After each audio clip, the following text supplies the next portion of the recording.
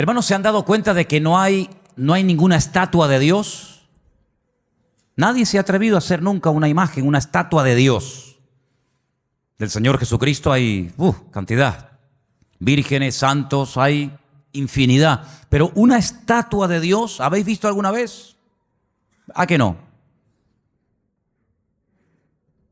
Cada uno tiene una idea muy particular de cómo puede ser Dios, aunque si somos realistas, Dios no tiene forma.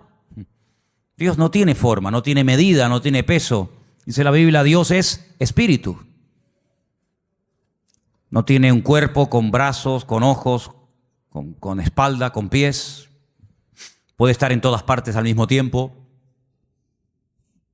Le decía el Señor al rey David, que tanto anhelaba construirle un templo, una casa al Señor. ¿Qué casa me vais a hacer a mí? Si el cielo es mi trono y la tierra es el estrado de mis pies, ¿qué casa le vais a hacer a Dios, verdad?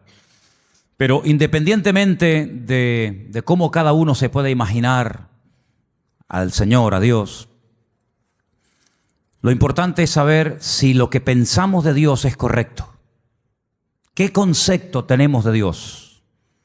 Ya sabemos que no tiene forma, que no tiene medida, que no tiene peso, pero ¿cómo es Él?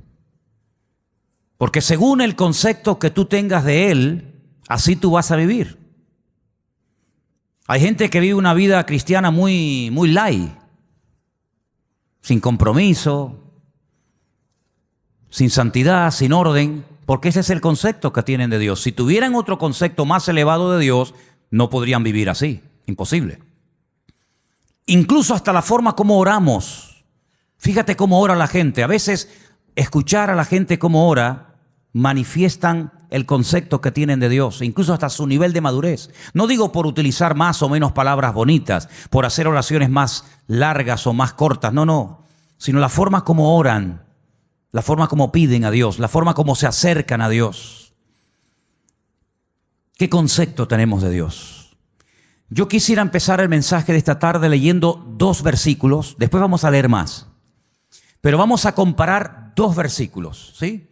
El primero se encuentra en el libro de Deuteronomio, capítulo 1, Deuteronomio capítulo 1, y el otro se encuentra en el Salmo 106, versículo 8.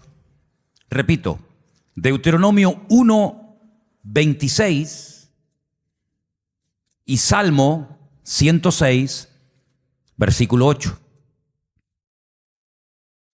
Hay un momento, y en esta semana hablábamos un poquito acerca de la aparente contradicción que existe cuando el Antiguo Testamento, cuando la Torá habla acerca del tema de los espías, mejor dicho, los exploradores, porque no eran espías, eran exploradores, que si Moisés los mandó, que si Dios le dijo que los mandara, que si fue una iniciativa del pueblo. Ya hemos hablado un poquito acerca esta semana, Anderson y yo estuvimos hablando, aclarando que los acontecimientos que se relatan no están siempre en orden cronológico, ¿verdad? Entonces parece como que un texto a veces como contradice al otro. Es como cuando, por ejemplo, lees 1 Samuel y da la impresión de que Saúl nunca había visto a David y después resulta de que otro pasaje parece como que sí lo conocía. Entonces, bueno, ¿qué pasa? ¿Lo conocía o no lo conocía? Y hay muchos acontecimientos en la Biblia que se relatan, pero no se cuentan necesariamente en orden cronológico.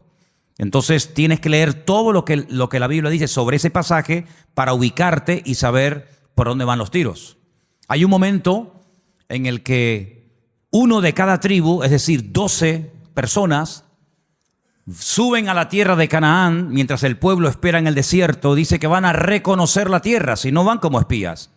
El espía no se deja ver, el espía no quiere que lo vean. Espías fueron lo que mandó Josué a la ciudad de Jericó previamente antes de atacarla, pero ellos no van escondidos, ellos van a cara descubierta. Ellos entran por las ciudades, van por los valles, cogen fruto de la tierra. Y cuando regresan, claro, el pueblo está esperando, subimos, no subimos, ¿cómo es la tierra? ¿Tiene ríos, no tiene ríos? ¿Es grande, está habitada? ¿Cómo es la tierra? El informe que trajeron fue terrible. Y de los 12 que fueron, 10 como que se pusieron de acuerdo, tú.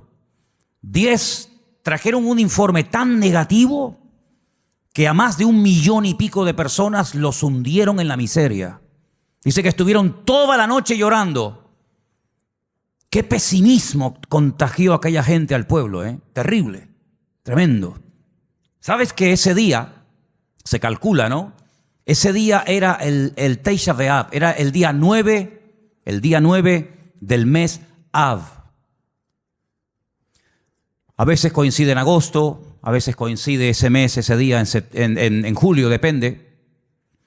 Y las peores desgracias, todas las desgracias, las peores catástrofes que le han ocurrido al pueblo de Israel, todas han ocurrido el día Tisha B'Av, el día 9 del mes Av. Todas. La destrucción del primer templo, 9 de Av. La destrucción del segundo templo, 9 de Av. La expulsión por parte de los reyes católicos del pueblo de Israel de España, 9 de Av. La firma de la eliminación total y absoluta de los judíos en Europa a través del régimen del Tercer Reich nazi, el día 9 de Av, etcétera, etcétera, etcétera. Y es que ese día marcaron su destino. Lloraron sin causa y a lo largo de la historia el Señor les daría motivos para que lloraran con razón. El día 9 de Av. Por eso es un día triste, es un día en el que se esperan siempre todos los años en Israel que pueda ocurrir cualquier cosa. Y fíjense en el capítulo 1 del libro de Deuteronomio, a partir del versículo 26, cuando esta gente regresa, después de haber estado 40 días reconociendo el país, leemos. Sin embargo, no quisisteis subir, dice Moisés, no quisisteis subir. Antes fuisteis rebeldes al mandato del Señor vuestro Dios. Fíjate, no dice no quisisteis entrar, no, que lo podía haber dicho. Dice, no quisisteis subir. Había que subir de nivel espiritual para poder tomar posesión de la tierra del Señor.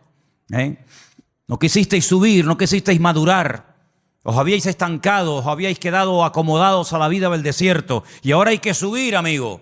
Y no solamente en el sentido físico, sino también en el nivel espiritual, para tomar posesión y para alcanzar ciertas y determinadas alturas espirituales. Uno tiene que subir, uno tiene que crecer. Y si no subes y si no creces, te pierdes la bendición. Y dice la Biblia que no quisieron subir. Pero no solamente no quisieron subir, sino que en el versículo 23 dice, y murmurasteis en vuestras tiendas. No es que se negaron a decir, no queremos subir, aquí nos quedamos, sino que en las tiendas donde ellos vivían en el desierto, tuvieron toda la noche murmurando, hablando mal, quejándose, lamentándose. Y fíjate lo que llegaron a decir, cómo el Señor esas conversaciones, cómo el Señor escuchó e hizo que en su palabra quedara registrado parte de lo que murmuraban en las tiendas de campaña durante la noche. Mira lo que decían. El Señor nos aborrece. ¿Cómo? Porque el Señor nos aborrece, nos ha sacado de la tierra de Egipto para entregarnos en manos del amorreo para destruirnos. Mire, hermano, si Dios hubiera querido destruir a esta gente, no hacía falta sacarlos de Egipto. No hacía falta sacar a todo el pueblo de la esclavitud en Egipto, llevarlos por el desierto y subirlos a la tierra prometida, a la tierra que fluye leche y miel, para destruirlo. En el mismo Egipto podían haber sido aniquilados. Pero fíjate el concepto que ellos tienen de Dios. Y claro, según el concepto, según lo que ellos piensan de Dios, así hablan. De la abundancia del corazón, dice la Biblia, habla la boca. Como Dios nos aborrece, nos sacó de Egipto. ¿Así? Es decir, que Dios te sacó de Egipto porque te aborrece. ¿Eso es lo que tú crees? Y entonces, como nos aborrece, como nos odia, lo que quiere es ahora meternos en la tierra prometida, la tierra de Canaán, para que los habitantes de ese país, sobre todo los amorreos, nos destruyan y acaben con nosotros y con nuestras familias y con nuestros hijos y con nuestra vida. Y lo decían tan tranquilos y se quedaban tan panchos. Todos sabemos que esa noche, como acabo de decir, sellaron su destino y Dios dijo, ahora sí que no van a entrar, amigo. Ahora sí que no van a entrar. Van a entrar aquellos que dijisteis que no entrarían, que eran vuestros hijos. Es decir, la generación adulta que salió de Egipto no entró en la tierra prometida. Dios levantó una nueva generación sin esos prejuicios, sin esas ideas equivocadas y distorsionadas de Dios, y esos fueron los que entraron, y estos que hablaron mal, y estos que murmuraron, todos cayeron en el desierto, uno detrás de otro, excepto aquellos que hablaron bien, Josué y Caleb. Ellos dos sobrevivieron, con más de 80 años, ambos entraron a la tierra prometida, la vieron, la disfrutaron, la habitaron y la conquistaron. Y posteriormente la repartieron, solamente ellos. Fíjate la cantidad de cosas que se puede uno perder y la cantidad de puertas en el mundo espiritual que uno puede cerrar simplemente, digo simplemente entre comillas, por hablar mal. Perdieron la oportunidad de su vida. Pudieron haber entrado hacía 40 años, pero por la forma como hablaron, Dios dijo sí. Muy bien, se acabó. Pero no solamente no van a entrar, sino que ahora encima van a morir en el desierto. Es increíble. Así que ellos creían que Dios los aborrecía. Pero mira lo que dice el Salmo 106. Todo lo contrario. Todo lo contrario. El Salmo 106, dicho sea de paso, es un resumen de lo que ocurrió desde que salen de Egipto hasta que prácticamente entran en Canaán a través de Josué. Es un salmo muy interesante. Si quieres conocer bastante de la historia de Israel en esta época de la historia, lee el Salmo 106, es muy interesante. Pero voy a leer solamente el versículo 8. Salmo 106, verso 8. ¿Lo tienen, hermanos? Dice, pero Él los salvó por amor de su nombre para hacer para hacer notorio su poder. Si comparamos lo que dice Deuteronomio y lo que decía el pueblo y lo que el Señor dice a través del Salmo 106, no tiene nada que ver una cosa con otra. En un pasaje dice, Dios nos sacó de Egipto porque nos odia, porque nos aborrece y lo que quiere es aniquilarnos y destruirnos. Y el Salmo 106 lo que dice es que la razón principal por la cual el Señor sacó al pueblo de Israel de la esclavitud en Egipto es por amor. No porque los aborrecía, sino por amor. Yo pregunto, de las dos opiniones, la del pueblo y la de Dios, ¿cuál será la correcta? ¿Quién dijo la verdad? Evidentemente el Señor. ¿Quién se equivocó? ¿Quién habló mal? El pueblo. ¿Quién pagó las consecuencias de hablar mal? El pueblo. ¿Quién perdió la bendición? El pueblo. ¿Y tú crees que a nosotros no nos puede pasar hoy en día lo mismo? ¿Crees que esto solamente es algo que le pasaba a ellos en el Antiguo Testamento, pero que hoy en día da igual cómo hablemos, si nos quejamos o damos gracias al Señor? Si somos personas con una actitud, digamos, de agradecimiento y de gratitud, o estamos todo el santo día lamentándonos, que da igual. No te confundas, hermano. ¿Cuántas personas, incluso que van por la vida llamándose creyentes, se pueden llegar a perder tremendas bendiciones del Señor por la forma como hablan? Porque la forma en cómo hablan manifiesta el concepto distorsionado o equivocado que pueden llegar a tener de Dios. Si tú crees que Dios no te ama, si tú crees que Dios es injusto contigo, si tú en lo profundo de tu corazón crees que el Señor no es tan bueno como dicen algunos, si tú en lo más profundo de tu corazón crees que Dios contigo no ha sido todo lo bueno que tú esperabas, tú vas a vivir así. Y cuando ores, cuando hables con alguien, cuando des testimonio y cuando vengas a la iglesia y cuando salgas de la iglesia, tú vas a vivir según el concepto distorsionado y envenenado que tienes de Dios. Pero el creyente que tiene claro que Dios nos ama, que Dios no es injusto, que Dios quiere lo mejor para mi vida, no se va a quejar, no se va a lamentar, tenga o no tenga. Se le abran las puertas que él creía que se le tenían que abrir o no se le abran nunca. Da igual.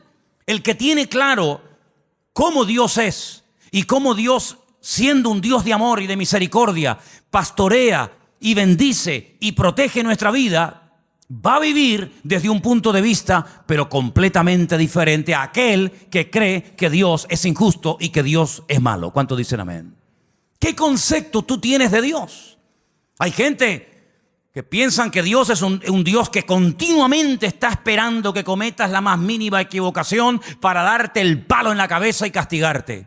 Incluso tal vez hoy en día no se use mucho esa expresión, pero yo recuerdo cuando era niño y me portaba mal, que era la mayoría de las veces, cuando me daba un golpe o me caía o me hacía una herida o algo, muchas veces mi madre y mi abuela y otros familiares me decían, eso te pasó porque Dios te castigó. Pero nunca decían que cuando salía algo bien es porque Dios te ama y te quiere bendecir. Eso no. Pero cuando te pasaba algo malo, Dios te castigó. Y si no, pórtate bien y ya verás cómo no te hubiera pasado. Porque es el concepto que mucha gente tiene de Dios. Que Dios está con el garrote en la mano esperando que cometas la más mínima equivocación para castigarte. Porque tienen el concepto de un Dios castigador. De un Dios vengativo. De un Dios que no pasa ni una. De un Dios que aquí te pillo y aquí te mato. Y así viven, asustados, amedrentados, tratando siempre de buscarse la vida, tratando siempre, ¿verdad?, de abrirse camino a ellos mismos, porque creen que ellos se pueden pastorear a sí mismos mejor que lo que Dios nos puede pastorear a nosotros. ¿Qué te parece, amigo? ¿Qué concepto tú tienes de Dios? ¿Sabes? Comencé a buscar en la Biblia algunas personas que hablaron y describieron a Dios. Y me quedé muy sorprendido, porque hay pasajes extraordinarios en la Biblia donde vemos el concepto que algunas personas tenían acerca de Dios. Y vamos ahora a hacer un viaje por el libro del profeta Daniel, libro que está lleno de declaraciones de personas, vamos a decir, no muy creyentes que digamos, pero que cuando les tocó hablar y describir la figura de Dios, nos quedamos con la boca abierta del concepto que ellos tenían de Dios. Vamos, por ejemplo, a Daniel, capítulo 2, a partir del verso 46.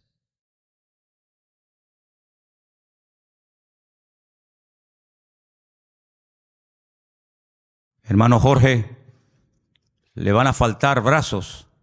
¿No será más cómodo ponerse unas gafas? ¿Eh? El capítulo 2 del libro del profeta Daniel es un capítulo muy interesante, porque hay un rey llamado Nabucodonosor. ¿Serías capaz de pronunciar ese nombre? Ah, qué bien, está bien. A mí me costó una barbaridad aprendérmelo, pero bueno, ustedes... Nabucodonosor, ok. Tiene un sueño, pero resulta que por lo visto se le olvidó. Pero el sueño lo marcó de tal manera que al día siguiente... él reúne a sus magos, sátrapas, astrólogos, adivinos, etc. Y le dice, anoche tuve un sueño que me perturbó, me robó la paz. Y quiero que ustedes me digan qué significa ese sueño, que me lo interpreten. Y claro, todos los que estaban allí le dijeron, sí, oh rey, dinos, cuéntanos el sueño y nosotros te diremos lo que significa. Y le dice el rey, es que lo he olvidado. No me acuerdo lo que soñé. Así que lo que quiero es que me digan lo que soñé y a continuación me interpreten el sueño. Y si no me lo hacen, los condeno a muerte. Convertiré vuestra casa en un estercolero, en un muladar. Descuartizaré a vuestros hijos. Y claro, aquello causó un caos en el palacio tremendo, porque incluso algunos le llegaron a decir, pero es que nunca, jamás se ha oído de un rey que pida que se le cuente el sueño que ha soñado y encima la interpretación. Y no había forma. Sin embargo, la Biblia dice que Daniel, junto con sus amigos, oraron y le pidieron al Señor que les mostrara qué sueño había tenido este hombre y qué significaba. Y efectivamente, el Señor, dice la Biblia, que le reveló a Daniel lo que el rey Nabucodonosor había soñado y lo que significaba. Y cuando llega Daniel a la presencia del rey Nabucodonosor, pues le dice, mira, lo que tú has dicho, ningún hombre te lo puede interpretar, nadie en esta vida, ni mago, ni astrólogo, ni sátrapa, ni adivino, jamás te lo podrá decir. Pero dice, pero hay un Dios en los cielos que revela los misterios a los hombres. Y en este caso Dios me ha escogido a mí para decirte que tú lo que soñaste es que vistes una estatua enorme de 4 materiales diferentes. Viste que la estatua tenía, o la imagen tenía una cabeza de oro ese eres tú, ese es tu imperio Babilonia. Pero luego después de ti se levantará otro imperio, y dice que vio el pecho y los brazos de plata, y le dice, serán el imperio de los medos persas que se unirán y formarán un segundo imperio. Pero caerá ese imperio con el paso del tiempo y se levantará un tercer imperio que será el de Alejandro Magno, los griegos, ¿verdad? Y por eso ve que el vientre y los muslos son de bronce, pero se levantará un cuarto imperio que hace referencia proféticamente al imperio romano y también en cierto sentido también un poco al reino del anticristo, representado por el hierro y por el barro, y le muestra que tiene 2 piernas y 10 dedos. Y claro, Nabucodonosor, cuando oye aquello, se queda sorprendido, porque dice, bueno, ¿y cómo este hombre puede saber lo que yo soñé? Esto es algo increíble, aunque no le dieran la interpretación.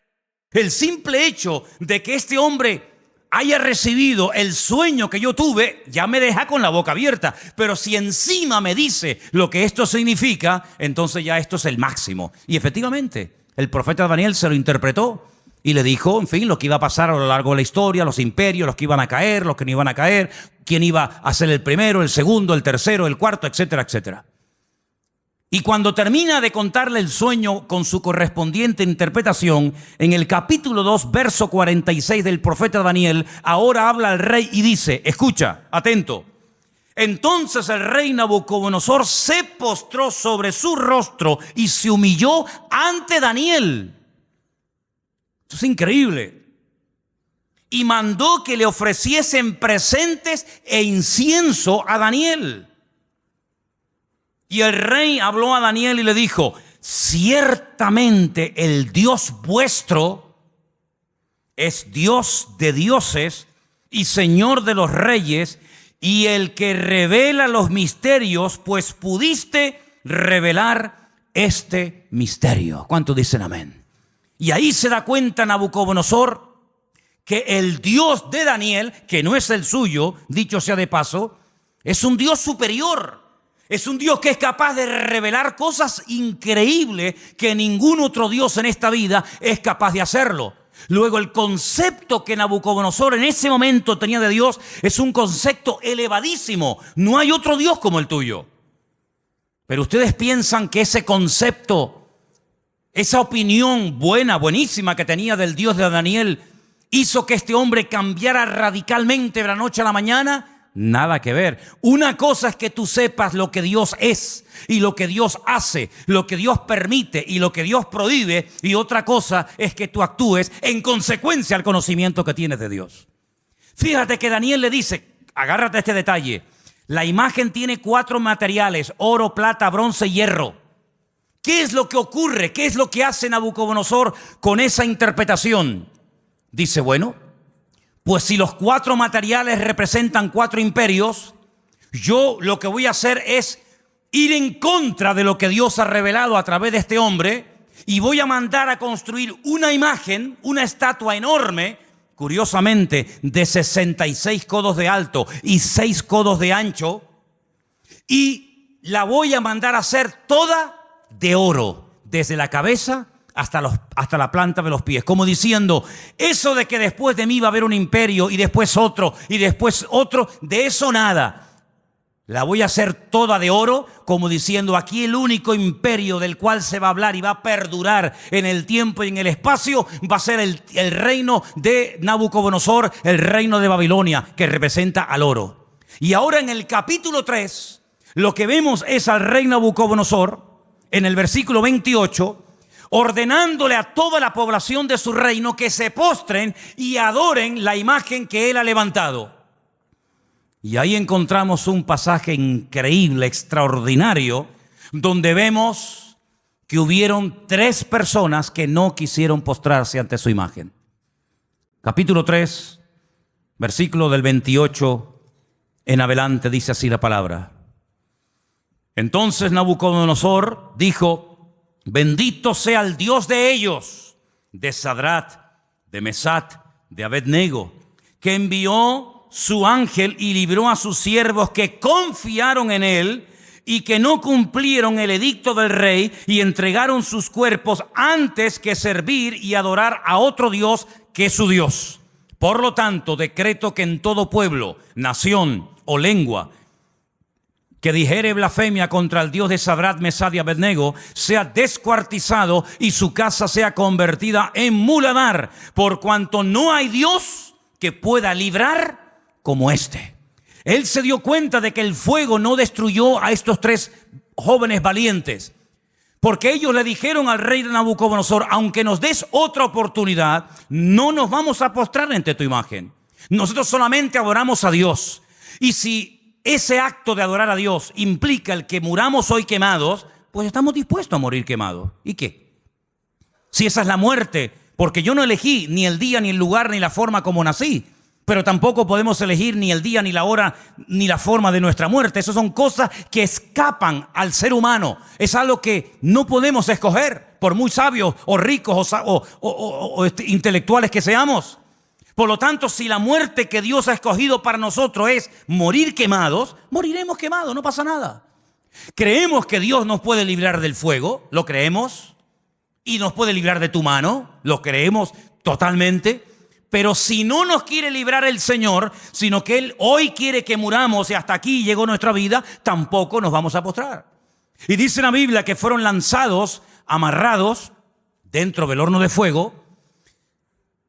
Y lo que le sorprendió a Nabucodonosor es que no se quemaron, que no solamente había personas vivas dentro del horno, sino que había 4 personajes protegiendo el cuarto personaje a estos jóvenes. Y dice la Biblia que cuando salieron, ni el pelo de su cabeza se había quemado, ni sus ropas olían a humo. Y ante semejante milagro, ya van dos, la interpretación del sueño a través de Daniel, cómo Dios protege milagrosamente la vida de Sadrach, Mesach y Abednego, vuelve otra vez a reconocer que el Dios de esta gente es el Dios todopoderoso, un Dios superior al que Él tiene. Un Dios que es capaz de proteger de la muerte segura a unas personas porque confiaron en Él. Y ya van 2. Pero amados hermanos, lo que dice Nabucodonosor de Dios es tremendo. Es un Dios que salva, es un Dios que libra, es un Dios que protege, es un Dios superior, es Dios arriba, es Dios abajo. Algo increíble el concepto que Nabucodonosor tenía de Dios. Pero el concepto por sí mismo, el conocimiento por sí mismo no es suficiente. Después vamos a ver qué más hace falta. Seguimos en Daniel, capítulo 4. Este rey Nabucodonosor le da lugar a la soberbia, le da lugar al orgullo, a la arrogancia, paseándose por Babilonia, que era una joya en aquellos tiempos. Comienza a presumir de su ciudad, de sus jardines, de sus conquistas, de sus palacios. Y la Biblia nos enseña que este hombre entra en un periodo de locura totalmente. Pierde el sentido. Y la palabra de Dios dice que lo arrojan al monte. Vamos a leer en el versículo 33. En aquella hora se cumplió la palabra sobre Nabucodonosor. Fue echado de entre los hombres y comía hierba como los bueyes. Su cuerpo se mojaba con el rocío del cielo. Y hasta que su pelo creció como plumas de águila y sus uñas como las de las aves. Mas al fin del tiempo yo, Nabucodonosor, alcé mis ojos al cielo y mi razón me fue devuelta y bendije al Altísimo y alabé y glorifiqué al que vive para siempre, cuyo dominio es sempiterno y su reino por todas las edades. Todos los habitantes de la tierra son considerados como nada, y Él hace según su voluntad en el ejército del cielo y en los habitantes de la tierra, y no hay quien detenga su mano y que alguien le diga: ¿qué haces? En este mismo tiempo mi razón me fue devuelta, y la majestad de mi reino, mi dignidad, mi grandeza volvieron a mí. Y mis gobernadores y mis consejeros me buscaron, y fui restablecido en mi reino, y mayor grandeza me fue añadida. Ahora yo, Nabucodonosor, alabo, engrandezco y glorifico al Dios del cielo, porque todas sus obras son verdaderas y sus caminos justos, y Él puede humillar a los que andan con soberbia. ¿Cuántos dicen amén? Si las palabras que Nabucodonosor habla de Dios, luego sus acciones son otra cosa. Lo que hace es otra cosa diferente. Pero cuando habla de Dios, son maravillas. Son cosas tremendas, preciosas. Lo alaba, lo bendice, lo glorifica, lo levanta en alto, lo reconoce. Y parece como que ya Nabucodonosor ha cambiado y tiene claras las ideas, pero ni aún así, hermanos, ni aún así. Pero lo que estamos hablando en esta tarde es el concepto que tenía Nabucodonosor de Dios. Pero en el libro de Daniel aparecen otros reyes. Por ejemplo, hay un rey que es el rey Darío, el rey Ciro, que también aparece. Y en el capítulo 6, hay un momento en el que la envidia es tremenda, sobre todo contra Daniel, y lo quieren matar. Pero leí esta mañana algo que me llamó tanto la atención, porque dice que trataban de buscar algo en lo cual pillarlo en un fallo y decir, mira, pero no había manera. Quiero leerles en el capítulo 6, verso 4. Entonces los gobernadores y sátrapas buscaban ocasión para acusar a Daniel en lo relacionado al reino, mas no podían hallar ocasión alguna o falta, porque él era fiel y ningún vicio ni falta fue hallado en él. Me llamó la atención la palabra vicio. Daniel no tenía vicios. Dice, no podemos acusarlo de nada. No hay forma no hay forma. Pero entonces idearon un plan terrible y dice, entonces dijeron aquellos hombres, no hallaremos contra Daniel ocasión alguna para acusarle, si no la hallamos contra él en relación con la ley de su Dios. Y entonces, ¿saben lo que hacen?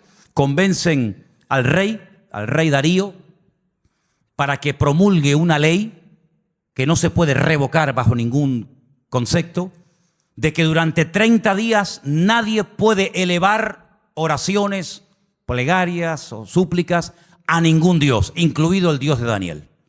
Nadie puede orar durante 30 días. Era la única forma de que podían decir, mira, hay un hombre en tu reino que ha quebrantado la ley. Porque nosotros como creyentes, y creo que lo tenemos claro, tenemos que cumplir las leyes de los países donde vivamos siempre y cuando no vayan en contra de la palabra de Dios. ¿Cuántos dicen amén? No es que por ser cristianos estamos exentos del cumplimiento de la ley, ni mucho menos, al contrario. Las autoridades, según Romanos capítulo 12, todas han sido puestas por Dios. Salga quien salga y gane quien gane. Te guste o no, el que salga es el que Dios ha permitido que gobierne. Pero no importa. A veces Dios levanta un faraón y a veces lo tumba. A veces Dios levanta un Nabucodonosor y lo quita. Y mañana levanta un Darío y pasado un Ciro y mañana... No importa, eso son cuestiones de Dios. Nuestra obligación es obedecer y someternos a las autoridades. Repito, siempre y cuando no vayan en contra de la palabra de Dios. Y en este caso iban en contra de la palabra. ¿Cómo me va a prohibir a mí un gobierno? ¿Cómo nos va a prohibir a nosotros un rey, o un primer ministro o un presidente de gobierno? Me da igual. ¿Cómo nos va a prohibir a nosotros los cristianos un gobierno a no orar durante 30 días? Mucho, amigo, pero hasta ahí podíamos llegar. ¿Qué hizo Daniel? Versículo 10. Cuando Daniel supo que el edicto había sido firmado, entró en su casa y abiertas las ventanas de su cámara que daban hacia Jerusalén, se arrodillaba 3 veces al día y oraba y daba gracias delante de su Dios como lo solía hacer antes. No es que ahora empiece a hacerlo a raíz del edicto promulgado por el rey Darío, no, es que ya lo venía haciendo como algo normal en su vida. Se postraba y oraba en dirección a Jerusalén 3 veces al día. Shaharit, Minjá y Arbit, las 3 oraciones que hace el pueblo de Israel diariamente, por la mañana, por la tarde y por la noche. Por la mañana, por la tarde y por la noche. Y aquí está Daniel haciendo lo que durante miles de años el pueblo de Israel ha hecho, postrarse y orar 3 veces al día. Y ahí lo pillaron. Van con el chisme, van con el cuento al rey Darío y le dicen, no te ha obedecido. Hay un hombre en tu reino llamado Daniel que ha quebrantado la orden y merece la muerte. Claro, cuando el rey se entera de que es nada más y nada menos que Daniel, al que él respetaba, admiraba y amaba, le pesa en el corazón, pero amigo, lo firmado es ley y no te queda más remedio que sentenciar la muerte. En esta ocasión no vas a morir quemado, Como ya se intentó matar a tus compañeros, en esta ocasión te espera el foso de los leones. Y yo creo, hermano, que aquellos leones pasaban más hambre que el perro de un hippie, ¿eh? Yo creo que aquellos leones tenían un hambre, si que era totalmente imposible salir con vida de aquel foso de los leones. ¿Qué te parece? Qué bonito es ver a un león detrás de la jaula, ¿eh? Detrás de las rejas.